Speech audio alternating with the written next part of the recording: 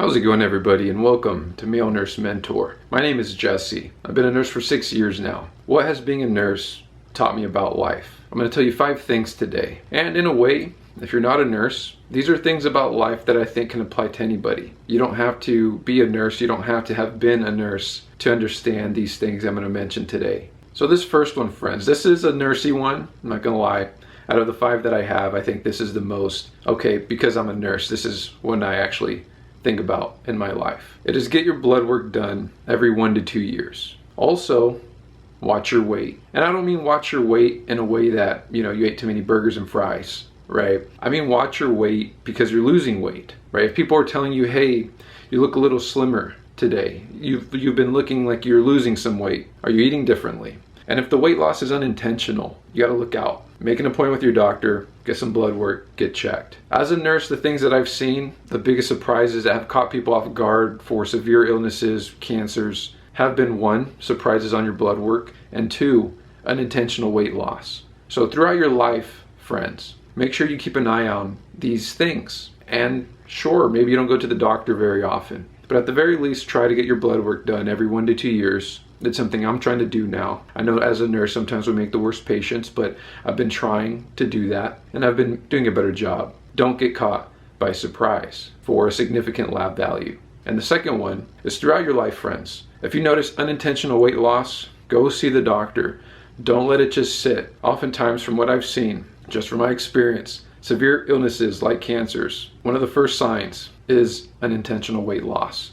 I've seen it over and over and over again from patients. Hey, I've been noticing I'm losing weight and now I'm coming in. And it's been months that they've noticed this. And the longer you wait, the potential is there for an even worse outcome. So do come in if you notice that. Number 2, friends, this one's a little less nursey. It is the more money you make, the more money you'll need, the more money you'll want. It is a capitalistic society. Throughout my channel, you notice I will point that out. As a nurse, you're gonna make good money. There's plenty of other careers out there, entrepreneurship. There's a lot of things, a lot of avenues for you to make good money. It's a sticky game. The goal of achieving something financially is never satisfied. There's always something else that you want. That's why, you got Toyotas, you got, Corvettes, you got Porsches, right? You got Bentleys, right? You got Aston Martins, you got Lamborghinis, you got Ferraris, you got Rolls Royces, right? And you got houses, by the beach, in the mountains,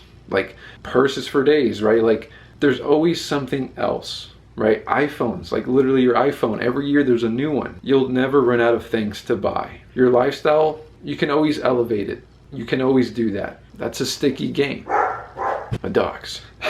My dogs. But as I was saying, it is a sticky game. So just be careful. As a nurse, I have been blessed to make 6 figures since practically starting in the workforce, right? 100K, a lot of people's goal. I kind of started there. And for me, I was always kind of hungry to get more, right? To make more money. I quickly elevated my career, went back to get a master's degree, trying to align myself to really get a high paying job, like 180K or so. And as I was chasing this thing, I kind of found myself in an opportunity to work from home. And in that opportunity required a pay cut. And I was like, I don't know if I should take that pay cut. I found out that in getting this work from home opportunity that allowed me freedom, although it did cost me a pay cut, about $25,000. I went from $135,000 working as a nurse in a prison to now making $110,000 working as a nurse from home. I was scared about that change. But in changing, I realized freedom was actually a thing I wanted. It wasn't money. And I budgeted, and now I'm okay. But I'm realizing I get to live today in a different way. And I've slowly lowered that lifestyle creep that I was falling into, right? Be careful with that. Money itself can be a very sticky game. Number 3, friends, is never make your career your priority. Focus instead on balance and contentment. What do you need to be at ease?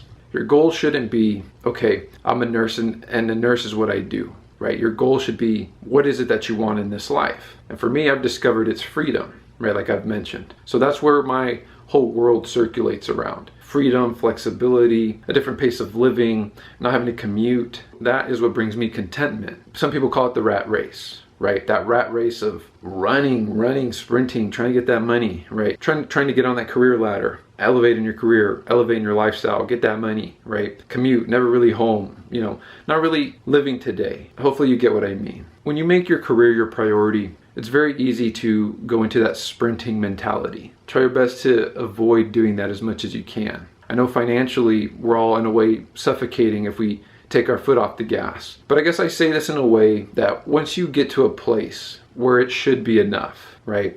Like for me, I don't need 180K. I realized making 110K and working from home is enough. And I took my foot off the gas a little bit. And instead here I'm using some of my free time to be on YouTube and share, right? Like that to me brings me more joy. And that to me is a result of taking my foot off the gas. So I'm hoping that as an example can explain to you what it is that I mean. Don't make your career your priority. Don't keep sprinting. Don't keep trying to achieve something greater. It's an endless game, especially if you never find out what enough is. I just wrote here, money is only one thing you need. Don't let your career be your purpose. Example, I wanted stability. I wanted freedom. I wanted flexibility. I eventually got a work from home job where that's what I got. I became a nurse for the income, right? Just to be transparent. And in my job, I do make a difference. And I have made a difference working on the floor in the prison, right? And I've enjoyed that. Part of me has always wanted to help people, but part of me also wanted to live well, right? You can have both. But my income gives me that ease so I can be more present. And when I found out that I was just adding more problems by needing more income, right? When I should have already been making enough, that's when I realized, where are my priorities? Is it in my career? Is it in the career ladder? Or is it in this present moment? And that's when I realized, I'm going to take my pay cut. I'm going to live in the present moment because 110K plus whatever my partner makes is enough. And it should be. And if I continue down that money ladder, wanting things, and that hole will always be there. You won't fill it. And that's what I realized. I got both dogs here. So number 4, friends, go to therapy. The trauma from your upbringing, your job, past relationships, it's all a heavy load that you carry. And you don't realize the weight until you unload the burden. Going to therapy was one of the best things I've ever done. It's one thing that I will continue to pay for. I pay for it out of pocket, so I have no excuses, right? People talk about insurance and I get it. For the amount of money that I make, that is an investment in my life. And truly, friends, it's changed my life. My partner is the one who kind of pushed me to go. And if I could push anyone else to go, if you're right on the brink of kind of teetering to go or not go, I hope you go. It has really helped me unload a lot in my life. And like I mentioned by reading what I wrote here, you don't know what it is you unload, or you don't know what it is that you carry until you unload all of that weight. And trust me, friends, you can act like things that have never bothered you in your life. The reality is it all sticks to you. It all stacks on top of itself. It hardens, it gets harder to reach, and it takes even then more work to get to the problems. Why is it that we are the way we are? Therapy will help you dive into that. It's a safe container. You should definitely do it. You know, I've been doing it for over a year, probably like a year and a half now. So I highly, highly recommend it, especially for nurses in the field and anybody already working in their career. And number 5, friends, this is again a little bit of a nursey one, but we all know this, right? We all will die, and we are all actively dying. Before you go, were you able to live a life you envisioned, or did you waste time on areas of your life that didn't matter, right? We all know, despite our religious beliefs, this world here, me speaking to you on this camera, this moment is finite, right?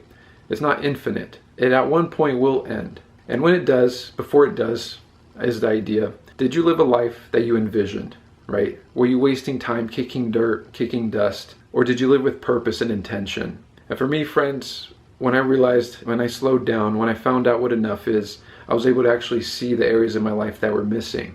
And when I found out they were missing, I sat with it. I was like, is it actually missing? Or do I have enough? And oftentimes I would realize I come back to the same thing, is that in a lot of areas I had enough. And in the ones that I was missing, it was often because of myself. I was missing freedom, flexibility, more time, because I was chasing money, chasing the career ladder. If the money comes, I just hope it comes in a different way, in a more balanced way. But the reality is my priority was freedom, flexibility, time, presence, and finding a job that then aligned with that was my next goal. And then I got that. And now I can actually live presently, live a life with a lot more flexibility, a lot more freedom, a lot more time. For me, slowing down has been one of the best things that has happened to me. In addition to therapy, in addition to becoming a nurse and having a stable income, all of it is intentional. And as long as you live your life with intention, friends, I would say that you're fulfilling your life. But to get to living a life of intentionality, the road to get there is hard to reach. And that's going to be it, friends. I'll see you guys on the next video. Those are the things that I learned about life being a nurse.